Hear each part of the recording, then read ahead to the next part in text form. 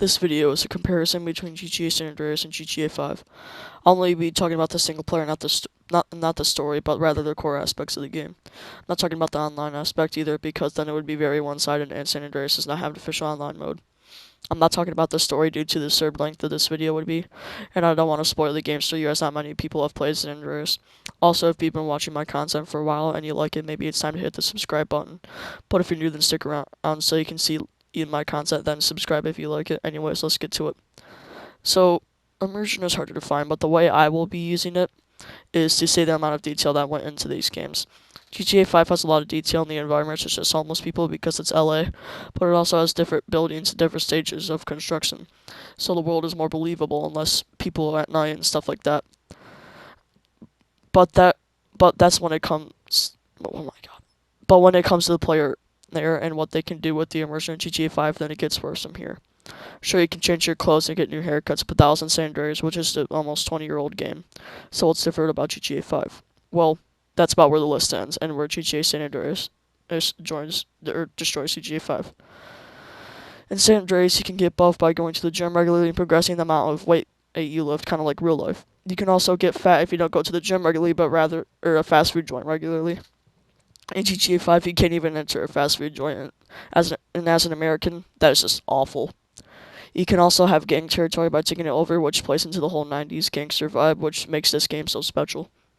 And if you suck at attracting women in real life because you're a lazy bastard, then if you want, you can get a girlfriend in San Andreas, which will have certain benefits, but the woman you choose to go after have standards. And one of the towns, there's this woman that says she likes skinny men and won't get with you if you're muscular. There's so much more in San Andreas that we'd be here for a while, so I think San Andreas is deserving of 2 points in this category. Yeah, just by the footage, I think you know who wins. So this point goes to GTA 5, but that's not to say, hey, at the time San Andreas came out, that it didn't look good. Aesthetics. GTA 5 has really nice aesthetics, probably due to the lighting and the saturated look of things, and the beaches of Los Santos, which is the GTA equivalent of LA, are just so beautiful. The inner city really makes you feel like you're in LA, and the desert and the surrounding countryside is so beautiful to look at, but there is really no aesthetic that stuck out to me. It just looked like LA and the surrounding countryside, but nothing special to it. But San Andreas has a very good aesthetic, and that has to do with setting of the 1990s California. Oh my god. They use the old white brick phones and the nice sunny skies of Los Santos. Oh my god, bro, my script is so bad.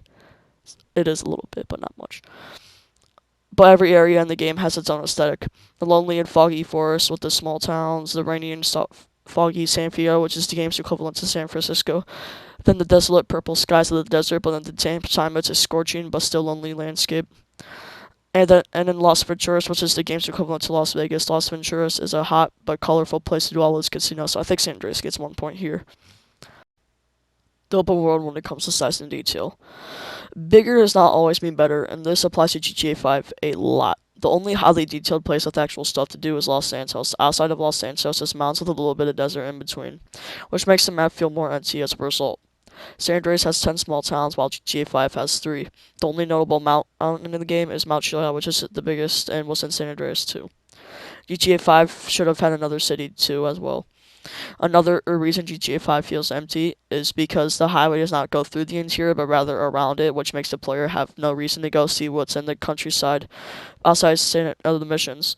But San Andreas makes you go through the countryside, which makes it feel bigger and more detailed. The map of San Andreas is only 2/3 of the GTA 5 map as well.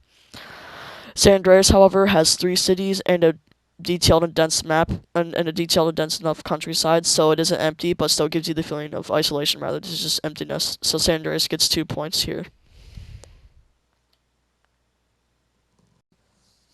The controls for GTA 5 are obviously more updated because the fact it's 9 years older than San Andreas, but it has good controls. And if you don't like the standard controls, then you can switch to control scheme. This is the category San Andreas is poorly in. Although the controls are better than older GTA games, the controls are still clunky. The aim button is R1, the shoot button is either L1 or circle, which is pretty bad. While driving a car, you go with X and brake with square. And to shoot out the window, you use L2 or R2 to look out the sides and then use circle to shoot. That is just awful. And you switch weapons with L2, R2. So clearly GTA 5 gets 2 points here. The driving controls are not great in San Andreas, but the driving itself is actually really fun. It is so smooth and your car flips and then it catches fire for some reason, and then you have to find a new one. GTA 5 has smoother driving but less of a consequence for driving bad. And the physics are better and are fun to use, especially while dirt biking on the hills. I think both games deserve a point here because driving in both games is similar, but the GTA 5 is a little bit more refined. The GTA 5. Dude, I that's not even the script and I said that, bruh. Things to do besides missions. What is there to do? GTA 5 outside the missions is bare bones. There are recreational activities with other characters and businesses which are useless because you make crazy amounts of money and from the heist. But in San Andreas, you can do recreational activities such as pool and basketball. But if you want to be a naughty boy, then you can do illegal street racing, demolition derbies, and other activities in the stadium. You can also be a taxi driver, an ambulance driver, and a cop for some extra cash. You can also go to the casino and play the games that you would in a casino. I don't know. I'm underage for the casinos. You can all yeah. And if you want to do driving school missions with that which at a point in the game are not optional, but both school ones are. You can also do weightlifting and getting fat like I mentioned earlier, and you can learn fighting styles at the gym too. San Andreas gets 2 points here. When it comes to how they affect gameplay, we know GTA 5 won't be in this category, as we now know that it has almost nothing to bring outside the missions.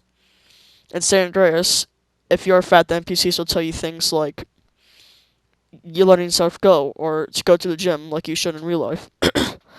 And if you are muscular, people will compliment you, and you're also stronger than if you were not muscular.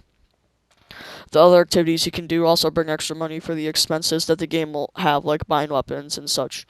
Did I mention that with a button prompt, the protagonist can respond to what the NPCs say, and you have the option of a good or bad option, and the responses are funny too. GTA 5 does not have this at all, so sorry GTA 5, but San Andreas gets another 2 points.